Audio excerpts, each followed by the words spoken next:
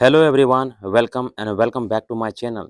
10वीं के बाद यूपीएससी की तैयारी शुरू करना एक बहुत ही समझदारी भरा और दूरदर्शी निर्णय है।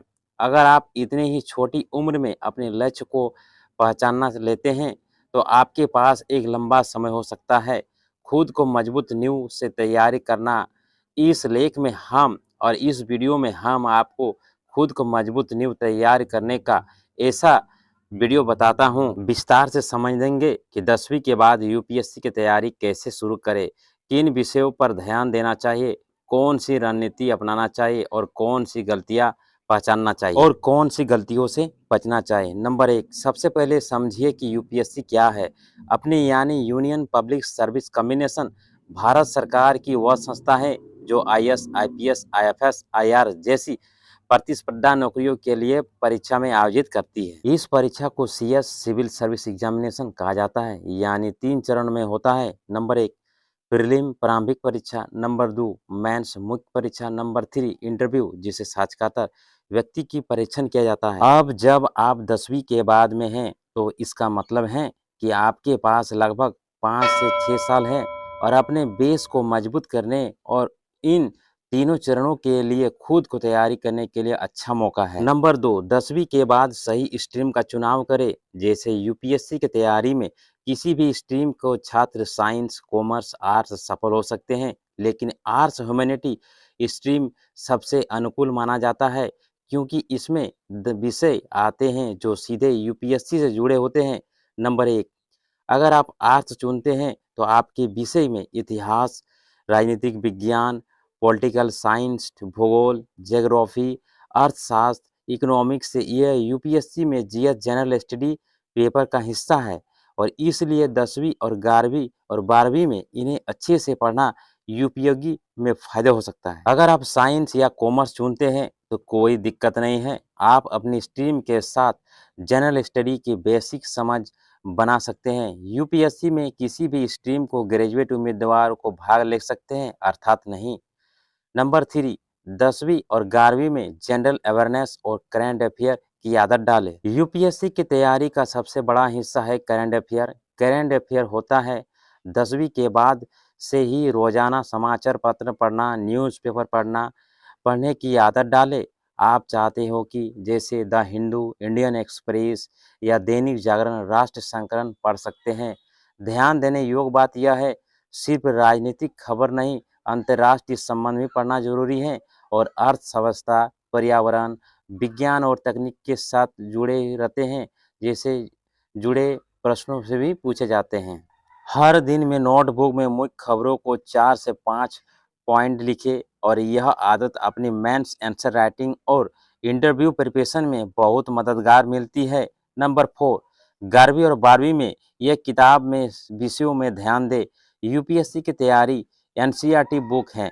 अगर आप 10वीं के बाद में सही इन्हें समझदारी से पढ़ना शुरू करेंगे तो आगे चलकर आपका बहुत फायदा मिलेगा। एनसीईआरटी किताब क्लास 6 से 12 जिन्हें जरूर से पढ़े। इतिहास, हिस्ट्री क्लास 6 से 12 की सभी किताबों, भूगोल, ज्योग्राफी क्लास 6 से 12 तक, राजनीतिक विज्ञान, सिविल पॉलिटिकल साइंस क्लास 9 से 12 तक, अर्थशास्त्र इकोनॉमिक्स क्लास 9 से 12 तक और समाजशास्त्र सोशियोलॉजी क्लास 11 से 12 ऑप्शनल अंडरस्टैंडिंग हो सकते हैं। इन किताबों को सिर्फ पढ़े नहीं, समझे और नोट्स बनाएं। नंबर 5, अंग्रेजी और लेखन कौशल पर काम करें। यूपीएससी के मेंस पेपर में उत्तर लिखने की क्षमता और भाषा का ज्ञान बहुत मायने रखता है। अगर आप हिंदी माध्यम से पढ़ रहे हैं तो आपको हिंदी लेखन शैली को साफ साफ और सटीक बनाने के ध्यान दें।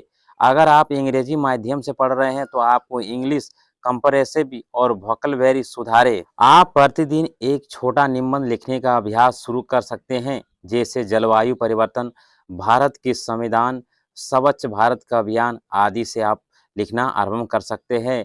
नंबर 6, कॉलेज के दौरान यूपीएससी की गंभीरता तैयारी करें। 10वीं के बाद, 11वीं के बाद या 12वीं के बाद आपकी न्यू बनेगी।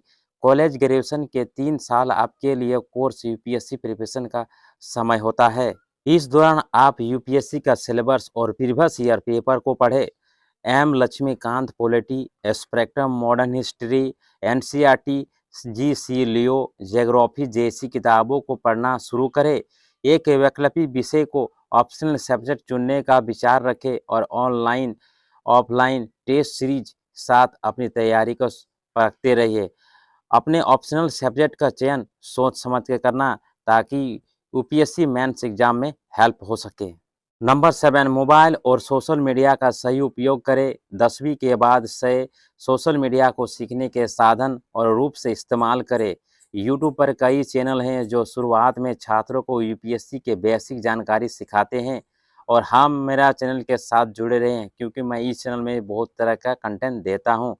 स्टडी आईक्यू, दृष्टि IAS, vision IAS, slip classes, path finder. लेकिन ध्यान रखें, सिर्फ वीडियो देखकर नहीं बल्कि अपने नोट्स बनाकर और स्मार्ट रिवीजन करने चाहिए। नंबर 8, किन गलतियों को बचना चाहिए। दूसरे की तुलना ना करना, बहुत जल्दी कोचिंग के चक्कर में पड़ जाना, सिर्फ याद करने पर भरोसा रखना, समझने पर नहीं, निरंतर कंसिस्टेंसी ना बनाए रखना। यूपीएससी एक मैराथन है, स्प्रिंट नहीं है। आप अपने धीरे-धीरे लेकिन रोज कुछ नया सीखने की आगे बढ़ना चाहिए। नंबर 9, प्रेरणादायक। 10वीं के बाद इतनी ही लंबी यात्रा में कई बार मन थक जाता है, लेकिन याद रहे कि आईएएस आईपीएस बनना सिर्फ एक नौकरी नहीं बल्कि एक समाज सेवा है। कभी-कभी यूपीएससी टॉपर का इंटरव्यू देखें, मोटिवेशन किताबों पढ़ें और खुद को याद दिलाइए कि आप यह रास्ता क्यों चुना था।